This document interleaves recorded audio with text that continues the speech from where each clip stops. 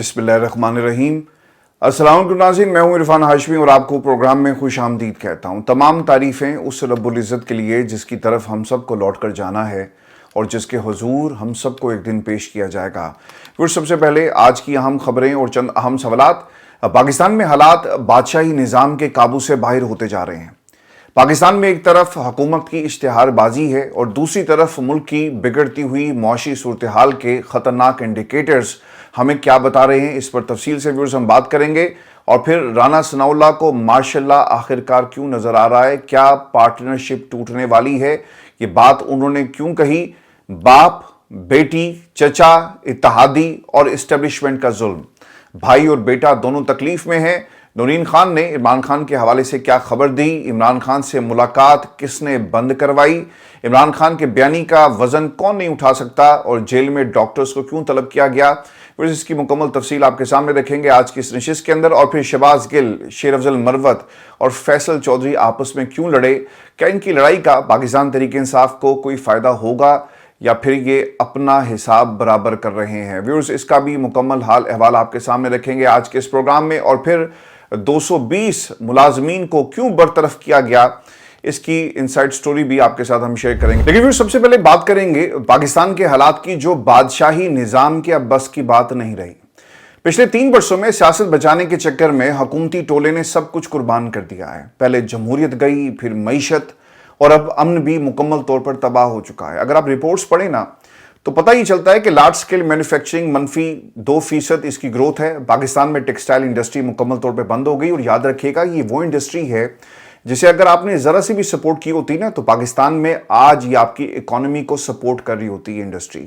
ज़र मुबादला के ज़खायर बढ़ रहे होते, लेकिन हमने जो दहशतगर्दी की है पाकिस्तान की मईशत के साथ, ये उसके नताइज हैं कि आज हमारा टेक्सटाइल सेक्टर मुकम्मल तौर पर बंद हो गया। और अब तो बताया ही जाता है कि गंदम का एक नया बुरहान पाकिस्तान में आप देखेंगे और वहाँ भी आपको गलत पॉलिसीज़ हैं। पिछले बरस आपको याद होगा कि गंदम किसान लेकर इंतज़ार कर रहा था, लेकिन उसे उसकी मर्ज़ी की कीमत नहीं मिली और पंजाब हुकूमत ने ये कह दिया था कि आप इसे ओपन मार्केट में बेचें। और फिर औने पौने जो रेट लगा, लोग मजबूर हो गए अपनी मेहनत को किसी और के हवाले करने के लिए।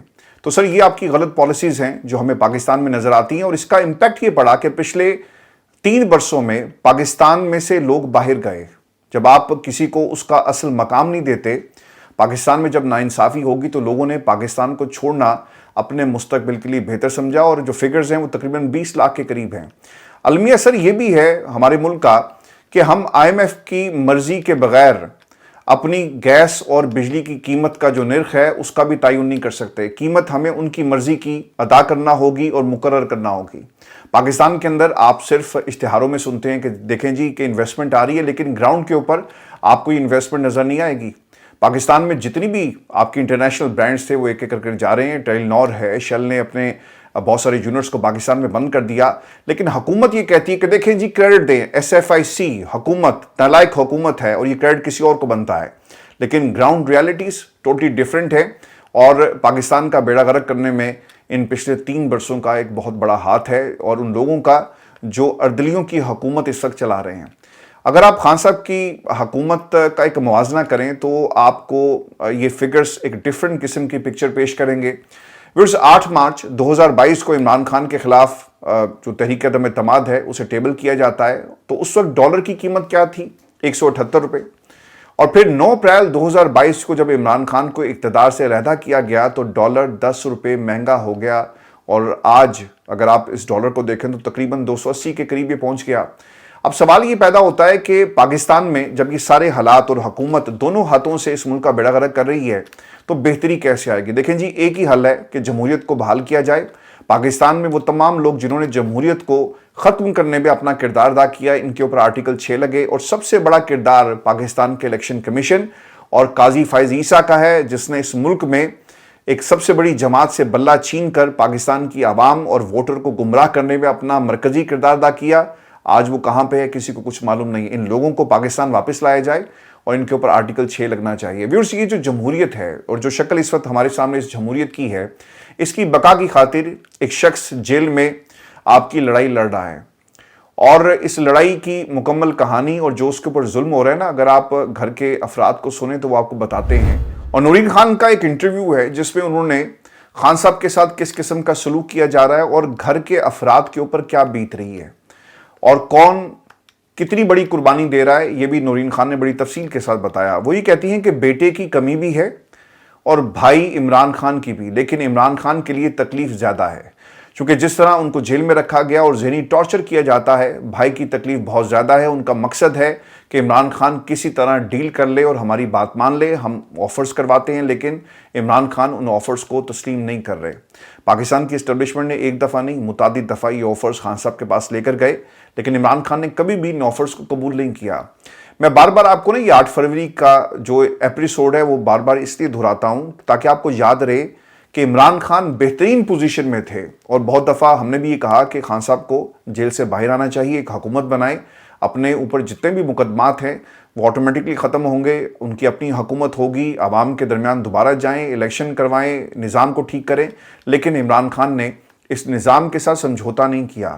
جو عرفان صدیقی کہتے ہیں نا کہ سمجھوتا سیاست میں کرنا پڑتا ہے، تو سمجھوتے آپ لوگ کرتے ہیں، عمران خان نہیں کر رہا۔ اور نورین بی بی یہ بھی کہتی ہیں کہ اس لیے عمران خان کو توڑنے کے لیے تمام ظالمانہ حربے اس وقت استعمال کیے جا رہے ہیں، لیکن وہ ایک قدم بھی پیچھے ہٹنے کے لیے تیار نہیں ہیں۔ جیل میں قید ورکرز کیا سوال کرتے ہیں؟ نورین خان یہ بتاتی ہیں کہ عمران خان کو ہمارا سلام پیش کرنا، کبھی یہ کسی نے نہیں کہا کہ ہم یہاں پر پھنسے ہوئے ہیں، ہمارے گھر والوں کا خیال کرنا اور ہمارے گھر والے کس مسائل اور درد اور کرب سے گزر رہے ہیں، کبھی کسی نے اپنے گھر والوں کا ذکر نہیں کیا۔ جو بھی ملتا ہے ورکر وہ یہ کہتا ہے کہ آپ نے عمران خان کو ہمارا سلام دینا ہے۔ اور آپ کو یہ بھی خبر دیں کہ فیصل چودھری نے پاکستان تحریک انصاف کی قیادت کو مخاطب کرتے ہوئے ایک ٹویٹ کیا جس میں وہ یہ کہتے ہیں کہ عمران خان صاحب سے آخری ملاقات پچھلے منگل کو ہوئی، کل بچوں سے بات بھی نہیں کروائی گئی، صبح توہین عدالت کی ایک پٹیشن لگی ہے اور پرسوں ایک اور، دیکھتے ہیں کہ کیا بنتا ہے۔ ایک بات کی شدت سے کمی محسوس ہوئی کہ اگر خان خود نہ ملیں اور خود نہ بولیں تو ہمارے پاس تو بیانیہ ہی نہیں ہے۔ خان کے ساتھ ہونے والا سلوک بذات خود ایک بیانیہ ہے، اس پہ پارٹی کی جانب سے پریس کانفرنسز باقاعدگی کے ساتھ ہونی چاہیے، اس سے بہتری ہوتی ہے۔ ان کا آرٹیکل اور ان کے خطوط پاکستان اور عوام کے مستقبل کے لیے بہت اہم ہے اور ان کو اٹھایا جانا وقت کی ضرورت ہے اور اس پر حکمت عملی بننی چاہیے۔ دیکھیں پرابلم پتہ ہے کیا ہے پاکستان تحریک انصاف، آپ کی پالیسیز یونیفارم نہیں ہیں۔ اب دو باتیں امپورٹنٹ ہیں اس کے اندر کہ پاکستان تحریک انصاف کو ہر دوسرے تیسرے دن سب کو مل کر ایک بڑی قیادت کو بیٹھنا چاہیے، پریس کانفرنس کرنی چاہیے، عمران خان اور حکومت کے سامنے مطالبات رکھیں، پالیسی وضع کریں اور پریشر بلٹ اپ کریں۔ لیکن یہ تمام لوگ اپنے اپنے محاذ کے اوپر الگ الگ لڑ رہے ہیں، جب تک یہ اکٹھے نہیں ہوں گے نا تو سر اس کی لڑائی کا کوئی فائدہ نہیں ہے اور نقصان الٹا ہوگا۔ اب عمران خان کے حوالے سے یہ جو بات انہوں نے کہی نا کہ اگر ہم نہ ملیں اور ہمیں پتہ ہی نہیں کہ ہم نے چلنا کیسے، دیکھیں یہ ضروری نہیں کہ آپ ہر دوسرے دن جا کر عمران خان کو ملیں، ان کی صحت کے حوالے سے جو خدشات ہیں وہ دور ہونے چاہیے، لیکن بیانیہ سر ایک ہی یہی ہے کہ پاکستان میں مینڈیٹ چوروں سے مینڈیٹ واپس لیا جائے، شہباز حکومت کو گھر بھیجیں، الیکشن دوبارہ کروائیں، اور جن لوگوں نے جمہوریت کو تباہ کیا آپ ان کو تباہ کر دیں۔ اس کے علاوہ عمران خان کا کوئی بیانیہ نہیں ہے۔ خان صاحب ملک کے اندر پاکستان کی جو حکومت ہے وہ عوام کی حکومت چاہتے ہیں اور اس کے لیے قیادت کو کوشش کرنی ہے۔ اگر عمران خان نے کوئی ڈیل کرنی ہوتی اور جو آپ بات کر رہے ہیں کہ آپ ذرا پریشر بنا کر رکھیں تو خان صاحب یہ کام خود کر سکتے تھے، آفرز کو قبول کر سکتے تھے، لیکن انہوں نے ایسا نہیں کیا۔ سلمان اکرم راجہ نے اس کے اوپر ریئیکشن دیا کہ عمران خان صاحب بہت مضبوط اعصاب اور جسم کے مالک ہیں، ان سے ہر ہفتے ان کی بہنوں اور وکلا کی ملاقات ہوئی ہے، ہم ہر بار ان کی صحت کے بارے میں پوچھتے ہیں اور وہ ماشاءاللہ بالکل ٹھیک ہیں۔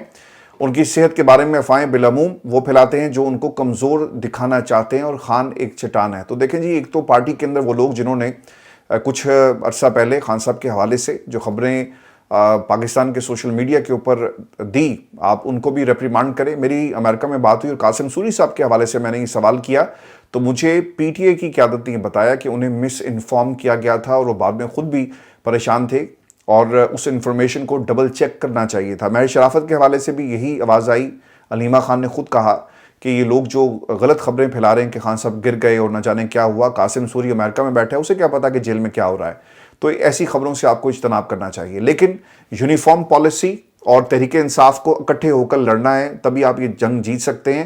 اگر آپ الگ الگ لڑیں گے تو سر انجام تو پھر یہی ہوگا۔ یہاں سے فیصل چودھری نے ایک ٹویٹ کیا، اس کا ریئیکشن آپ کو شہباز گل امریکہ میں بیٹھ کے بھائی دے رہا ہے۔ وہ کیا کہتے ہیں جی کہ اگر آپ عمران خان کے بیانی کا وزن نہیں اٹھا سکتے تو خاموش ہو جائیں۔ مجھے اندازہ ہے کہ ہر چیز کی ایک ایڈکشن ہوتی ہے، ٹی وی پر روز بیٹھنے کی آپ کو اور اسے کسی اور طرح سے پورا کریں. موت والے گھر ڈھول نہیں بجاتے, شادی والے گھر بین نہیں ڈالتے. تو یہ انہوں نے بات کہی. اب دیکھیں اس کا نقصان الٹیمیٹلی تحریک انصاف کو ہو رہا ہے نا. شاید شہباز گل صاحب کو یہ بات قابل قبول نہیں ہے کہ فیصل چودھری عمران خان کے کیسز کو لیڈ کر رہے ہیں اور فیصل چودھری فواد چودھری کے کیونکہ بھائی ہیں. اب یہ فیصلہ عمران خان کا ہے. اگر آپ نے کوئی بات کرنی ہے یا کوئی پیغام پہنچانا ہے تو آپ عمران خان تک یہ پیغام پہنچائیں اور بتائیں کہ یہ کیوں پارٹی کے لیے ٹھیک نہیں ہے. تو سر یہ لڑائی ان کی پاکستان تحریک انصاف کو کمزور کر رہی ہے. صحافی حسن ایوب صاحب وہ ایک پروگرام میں غالباً بیٹھے ہوئے تھے تو انہوں نے کہا کہ عمران خان کے خراب دونوں کانوں کو پیمز کے ڈاکٹر اڈیالہ جیل میں چیک کریں گے. اس کے اوپر جی وکلا نے رد عمل دیا اور وہ یہ کہتے ہیں کہ حسن یہ کوئی نئی خبر نہیں ہے. پرائیویٹ ڈاکٹرز کو بھی اجازت ملنی چاہیے اور خان صاحب کو جو کان میں انفیکشن ہے اس سلسلے میں ان کا چیک اپ ہونا چاہیے. اچھا اس سے پہلے عدالت یہ کہہ چکی ہے کہ عمران خان کو پرائیویٹ ڈاکٹرز یعنی ان کے اپنے معالجین جو ہیں وہ جا کر چیک کریں, لیکن حکومت اس کے اندر بھی رکاوٹ ڈالے گی. اب یہ خان صاحب جو میں نے آپ کو پروگرام کے شروع میں جتنے بھی انڈیکیٹرز تھے, پاکستان میں امن تباہ ہوا, پاکستان میں معیشت تباہ ہوئی, پاکستان میں جمہوریت تباہ ہو گئی, اس کا ایک منظرنامہ آپ کے سامنے رکھا. آپ اسے ٹھیک تو کر نہیں سکتے.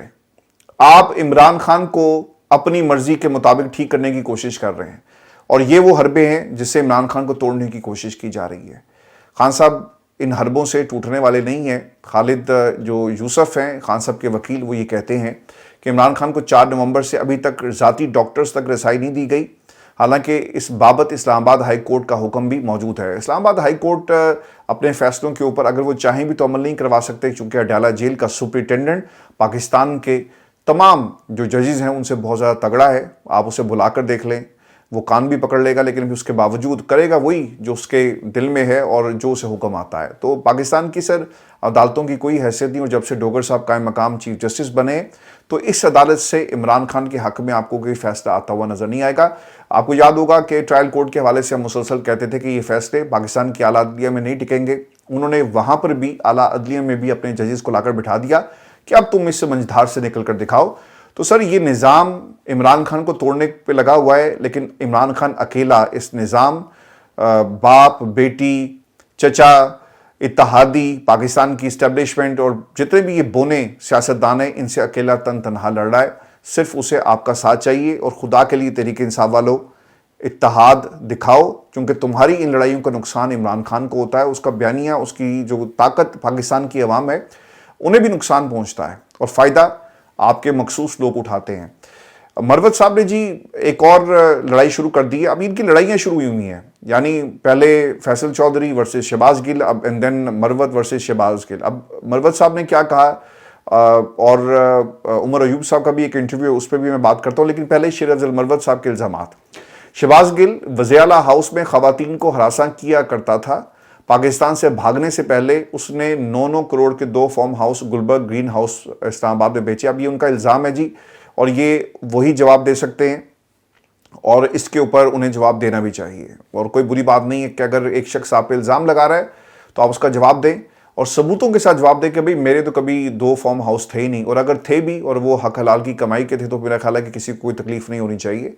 اور اگر یہ جھوٹ ہے تو میرا خیال ہے کہ شیر افضل مروت کو فوری طور پہ نوٹسز بھیجیں, کیونکہ وہ انہیں بڑا شوق ہے برطانیہ میں لوگوں کو نوٹسز بھیجنے کا, اور انہوں نے لاسٹ ٹائم یہ کہا تھا کہ میں ان تمام لوگوں کو نوٹسز بھیجوں گا. تو اگر یہ جھوٹ بول رہے ہیں تو آپ کم از کم ان کے خلاف ضرور کارروائی کریں پاکستان میں. پھر وہ یہ کہتے ہیں کہ لگتا ہے کہ فیصل واڈا کی پارٹی نے پرویز خٹک کو مشیر بنوایا ہے. پرویز خٹک کے پاس جو شواہد ہیں ہمیں بڑی شدت سے ان کا انتظار ہوگا. بہت ساری چیزیں پی ٹی آئی نے پرویز خٹک کے حوالے سے نہیں کہی, شاید وہ اب آنا شروع ہو جائیں. وہ کہتے ہیں جی کہ ان کو لانچ اس لیے کیا گیا تاکہ پاکستان تحریک انصاف کو کے پی سے کوئی ٹکر دینے والا موجود ہو اور وہاں پہ اس کی سیاست کو ریوائیو کریں.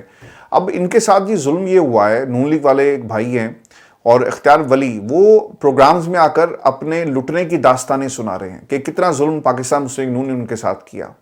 وہ میں آپ کو آگے چل کر بتاتا ہوں, لیکن اس سے پہلے یہ جو عمر ایوب صاحب کا جو انٹرویو ہے اس میں انہوں نے کیا کہا. وہ یہ کہتے ہیں کہ فضل الرحمان صاحب کے ساتھ ہم گفتگو کر رہے ہیں, ہم انہیں آن بورڈ لے چکے ہیں اور انہوں نے یقین دہانی کروائی ہے کہ میں پارٹی سے مشاورت کر کے میں نے آپ کے ساتھ چلنا ہے یا نہیں چلنا اس کا فیصلہ ہم کریں گے. اور جو میری اطلاعات ہیں وہ میں آپ کے ساتھ شیئر کر لیتا ہوں. فضل الرحمان صاحب حکومت کے ساتھ جی رابطے میں آ گئے, بلکہ یہ رابطہ کبھی ٹوٹا ہی نہیں تھا. इमरान खान को भी उन्होंने पैगाम भेजा ना कि हमें हुकूमत में हिस्सा दो, सीट एडजस्टमेंट होगी, महमूद अचकज़ई लीड नहीं करेगा, मैं लीड करूंगा अगर कोई अलायंस बनता है। तो खान साहब ने तमाम बातों से इसलिए इनकार कर दिया कि डेरा इस्माइल खान की सियासत जो है वो अलीम इन गंडापुर आपकी अपनी पार्टी का है, वो जैसा भी है उसने कुर्बानियाँ दी, कहीं ना कहीं कॉम्प्रोमाइज़ ज़रूर हुआ, लेकिन उसकी कुर्बानियाँ आप फजल रहमान के साथ कंपेयर नहीं कर सकते, और इमरान खान कभी भी ये नहीं काम करेंगे। तो अब ये हुकूमत के साथ राब्ते में है, इसलिए उन्होंने कहा जी कि दो लोग हैं, गफूर हैदरी और एक कामरान मुर्तज़ा, जो आपके साथ राब्ते में रहेंगे, मुझे आप शामिल ना करें, और अभी ईद के बाद इस चीज़ का फैसला होगा। हुकूमत इन्हें उकसा रही है, मनाने की कोशिश कर रही है कि ठीक है आप कबीना में आ जाए। अगर परवेज़ खटक कबीना में आ सकता है ना, ये भी फजल रहमान को बड़ा दुख है कि फजल रहमान साहब ये सोच रहे हैं कि परवेज़ खटक जो हार गया, पार्लियामान के अंदर मौजूद नहीं, लेकिन काबीना का हिस्सा बन गया। देखें, ये दुनिया की शायद पहली ऐसी काबीना है जहां पर सारे हारे हुए आपने इकट्ठे कर लिए। फॉर्म 47 वाले और कुछ और ऐसे लोग जो हार गए, उन्हें भी आप हुकूमत में लेकर आते हैं, क्योंकि इन्हें कंट्रोल करना आसान है ना आपके पीछे पाकिस्तान की आवाम, जिसे आपने अगले इलेक्शन में जाकर जवाब देना होगा। यहां पर सिर्फ बादशाह को जवाब दिया जाएगा। बादशाह सलामत कहेंगे बैठ जाओ, आप बैठ जाएंगे, बादशाह सलामत कहेंगे लेट जाओ, आप लेट जाएंगे। और जो परवेज़ खटक साहब हैं, इन्हें तहरीक इंसाफ के मुकाबले में इसलिए लाया गया ताकि एक ऐसा धड़ा, नफरत से भरा हुआ धड़ा तहरीक इंसाफ के खिलाफ इस्तेमाल किया जा सके। रोज़ाना कैमरे इनके सामने होंगे, माइक इनके सामने होगा, और ये इमरान खान के बारे में हर किस्म की बात करेंगे। तो इसलिए इनको लॉन्च किया गया। और फिर दूसरी तरफ ख़तरा ये भी था ना कि यार ये बोलेगा, जिसने पार्टी छोड़ दी, जिसने इमरान खान को छोड़ दिया, तो अब उसको उसकी कीमत अदा करने का वक्त आ गया। तो सर, ये जो मिनिस्ट्रीज़ इनको मिली हैं, ये वजारतें या जो भी काबीना में आपने इनको शामिल किया, इसलिए किया ताकि इनका मुंह जो है वो हमेशा के लिए बंद किया जा सके। तो फजल रहमान साहब रमज़ान के बाद देखें अब कौन सा चांद जो है वो चढ़ाते हैं। ईद का चांद होगा, फिर उसके बाद इनका कौन सा चांद चढ़ता है ये हमें पता लग जाएगा। शेर अब्दुल बरवत साहब के इल्ज़ामात जो उन्होंने ऑब्वियसली बड़े संजीदा नोयत के हैं, इसके ऊपर यकीनन शहबाज गिल साहब को जवाब ज़रूर देना चाहिए। एक और भी बात उन्होंने कही है जी कि मेरी शदीद ख्वाहिश है कि मैं 10,000 लोगों की अपनी सोशल मीडिया टीम बनाऊँ। मैंने पहले भी 10,000 लोग इनलिस्ट किए थे और 10 व्हाट्सएप ग्रुप बनाए थे। भाई तुम जो मर्जी कर लो, तुम्हारी सियासत पाकिस्तान की आवाम के साथ शुरू होती है और वहीं पे ख़त्म होनी चाहिए।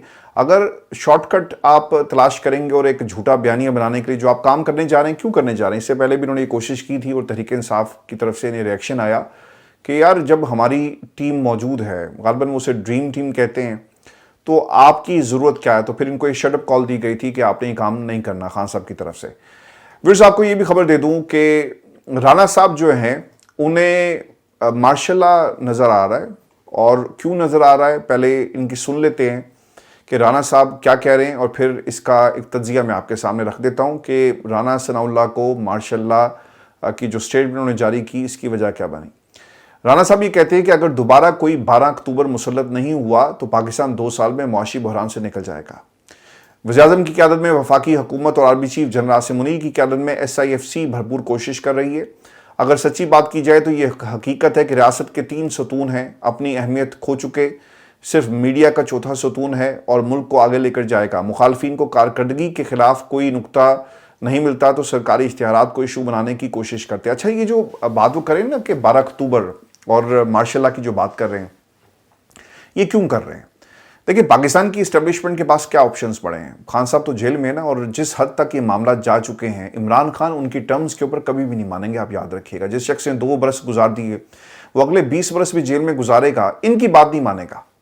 जैसे अपनी हुकूमत को एक दफ़ा नहीं 3 मरतबा कुर्बान किया, मरकज़ में कुर्बान किया, फिर दोबारा अपनी उन असम्बलियों से इस्तीफ़ा दे दिया, फिर पंजाब में कुर्बान किया, फिर KP में कुर्बान किया। क्या वो इन लोगों से बात करेगा? कभी भी नहीं करेगा। खान साहब ने हमेशा ही कहा कि हम आवाम की अदालत में जाकर एक तगड़ा मजबूत मैंडेट लेकर आएंगे और फिर हम नुमाइंदगी करेंगे पाकिस्तान की आवाम की, और अगर ये मैंडेट हमें नहीं मिला तो फिर ये हुकूमत भी हम नहीं लेंगे। और अगर पाकिस्तान की आवाम हमें पूरा मैंडेट नहीं देती 2/3 वाला, तो हम अपोजिशन में बैठेंगे, हुकूमत फिर भी नहीं करेंगे। ये नहीं हो सकता कि मैं 4 सीटें इनसे मांगूं, आधी हुकूमत पीपल्स पार्टी की, और हम इक़्तिदार में आ जाएं, क्योंकि मकसद हुकूमत नहीं है। तो ऑप्शन सारे ख़त्म हो गए पाकिस्तान की इस्टेब्लिशमेंट के कि भाई ये तो नहीं मानेंगे। अब हमारे पास जो लॉट बच गई है उसमें पाकिस्तान पीपल्स पार्टी है, पाकिस्तान मुस्लिम लीग नून है, बाऊजी, एंड देन MKM, इनके साथ मिलकर ही हमने अब अपने इस हुकूमत को धक्का देना है। दूसरा ऑप्शन कोई नहीं है। अगर ये लोग फेल हो गए तो फिर आपके पास क्या ऑप्शन बचेगा? या आप ब्यूरोक्रेट्स ले आए, एक सेटअप ऐसा टेक्नोक्रेट्स वाला, या फिर इसके साथ साथ आप मार्शल लॉ लगा दें। तो उनको जो खतरा था ना कि भाई इनके पास तो कोई ऑप्शन ही हमारे सिवा, और अगर हम डिलीवर करने में नाकाम हो गए तो फिर एक और ही ऑप्शन बचता है, और वो है कि इन्होंने डायरेक्ट हुकूमत में आ जाना है, और अगर ये सब कुछ ना हुआ तो हम पाकिस्तान जो है तरक्की करता रहेगा। अच्छा, इस पर एक ये भी बात है कि ये बयानिया इसलिए भी बनाते हैं, केयरफुली इसको क्राफ्ट इसलिए भी किया जाता है कि कल को अगर ऐसी सूरत हाल होगी तो हम कहने वाले बनेंगे, देखो हमने फिर पाकिस्तान को पटरी पर चढ़ाया, फिर ये उतारने वाले आ गए और इन्होंने दोबारा 12 अक्टूबर कर दिया। तो ये एक जुमले से कई शिकार करने की कोशिश कर रहे हैं। फिर व्यूअर्स, ये जो बात करते हैं ना कि इश्तिहारात के जरिए मुखालफिन को कारकर्दगी के खिलाफ कोई नुक्ता नहीं मिलता तो सरकारी इश्तिहारात को इशू बनाने की कोशिश करते हैं। सर, कारकर्दगी हो तो कोई उसके ऊपर बात करेगा ना। ये पैसा सर आपका नहीं है। पाकिस्तान के अंदर आप जो कहते हैं ना कि 3 सतून खत्म हो गए और मीडिया, ये सर मीडिया कहाँ है? पाकिस्तान के अंदर सहाफ़ियों को निकाला जा रहा है जो आपके करतूत बताते हैं, जो आपको आपकी आंखों में डालकर बताते हैं कि आप एक मुंतखब नहीं बल्कि पाकिस्तान की आवाम के दत्कारे हुए मुशीर हैं इस हुकूमत के, और आपके पास पाकिस्तान की आवाम की सपोर्ट नहीं है। तो आपको बुरा तो लगेगा ना, जो आपको आईना दिखाया जाएगा, पाकिस्तान की इस्टेब्लिशमेंट को बताया जाएगा कि उनकी हुकूमत कैसी है।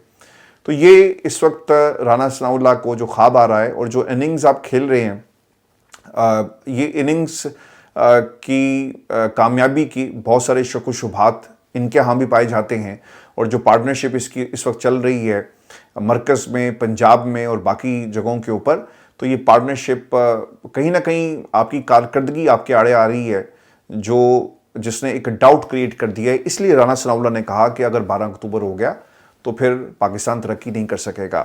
व्यूअर्स, आपको ये भी मैं खबर दे दूं कि इख्तियार वली साहब जो हैं, जिनके बारे में परवेज़ खटक साहब के मुकाबले में इनको ये इलेक्शन में आते हैं, और इख्तियार वली साहब ऑब्वियसली नून लीग की नुमाइंदगी करते हैं, इन्होंने अपना दुखड़ा टीवी पर बैठ कर रोया। वो क्या कहते हैं कि मेरे परवेज़ खटक के साथ ताल्लुकात इतने ही ख़राब हैं कि हमारा एक दूसरे के साथ सलाम दुआ भी नहीं है, और इसकी वजह यही है कि मेरे कायद को गाली देता है, मेरे कायद की बेटी को गाली देता है। मैंने नौशहरा में रहना है, यहाँ शहबाज नवाज शरीफ ने तो नहीं रहना।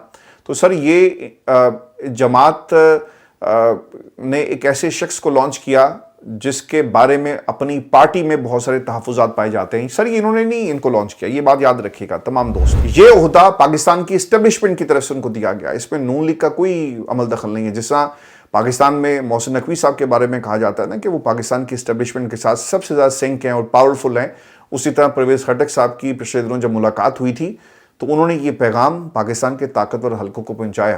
तो उसके बाद आप देख लें। अब एक और भी खबर है जी कि IPP जो बनाई गई थी इमरान खान के लोगों को तोड़कर, वहाँ से जी एक इस्तीफ़ा आ गया है, और इस्तेकाम पाकिस्तान पार्टी सिंध के रहनुमा महमूद मौलवी साहब ने पार्टी को जो खैर बात कह दिया। बड़ा ज़बरदस्त किस्म का रिएक्शन इस वक्त सोशल मीडिया पर इनके हवाले से आ रहा है, और किस तरह से इमरान खान को छोड़कर चले गए लोग इसके ऊपर इनको तनकीद का निशाना बना रहे हैं। फिर मैं आपको ना जाते जाते खबर ये भी देता हूँ, और ये पाकिस्तान के उस तबके की खबर है जिसका हक छीन कर पाकिस्तान में उन लोगों को दिया जा रहा है जो फॉर्म 47 की पैदावार हैं। एक रिपोर्ट आई जी पार्लिमानी साल के इख्तिताम पर शाया हुई है, और बताई जाता है कि राइट साइजिंग के चक्कर में तकरीबन 200 से 220 के करीब लोगों को नौकरी से बरतरफ कर दिया गया। ये असम्बली की मैं आपको कौमी असम्बली की मैं आपको बात बता रहा हूँ। अयाज सादिक साहब की सरबराही में जी कौमी असम्बली की फिनांस कमेटी के सेक्रेटेरिएट के ऑपरेशंस को बेहतर बनाने के लिए मुख्तलिफ पॉलिसीज़ बनाई गई, जिसमें राइट साइजिंग भी एक पॉलिसी थी, और इसमें बताया जाता है कि असम्बली के अखराजात में 56 करोड़ 30 लाख रुपए से ज़्यादा की कमी हुई है। ठीक है, ये 1 से 19 के जो मुलाजमीन थे इनको ओहदों से ये ओहदे इन्होंने ख़त्म किए, तो उसमें जो आपके पास जो अमाउंट आपके पास आई है वो है 56 करोड़ 30 लाख की। बहुत अच्छा काम किया आपने, मुबारक हो आपको। लेकिन इसके साथ साथ क्या होता है जी कि दूसरी तरफ आपने तनख्वाहें बढ़ा दी, यानी जो तनख्वाह बुनियादी तनख्वाह 1,80,000 से बढ़ाकर 5,19,000 रुपये कर दी गई। तो अब ये रिपोर्ट में कहीं नहीं लिखा हुआ कि जो पैसा बचा है उनको दे दिया गया, ये पैसा कहीं और से आया। तो ये पाकिस्तान में ये जुल्म हुआ है, आपने मुलाजमीन को फारिग करके राइट साइजिंग के चक्कर में ये पैसा कहाँ गया ये किसी को मालूम नहीं है। बस ये हमारी आज की नशिस्त थी। अपने कमेंट्स ज़रूर भेजिएगा, चैनल को सब्सक्राइब करना मत भूलें, और इंशाल्लाह अगली वीडियो में समीना पाशा जी मेरे साथ होंगी। एक इंटरव्यू उनका हमने किया है और आप उन्हें सुन सकेंगे। اور سمینہ کا جو جرنلزم کریئر ہے اوبویسلی اس کے اوپر بھی ہم نے بات کی، اور اس انٹرویو میں پاکستان میں صحافت کرنا کتنا مشکل ہے اس پہ ہم نے تفصیل سے بات کی۔ اپنا خیال رکھیے گا، اجازت دیجیے، اللہ نے کے بعد۔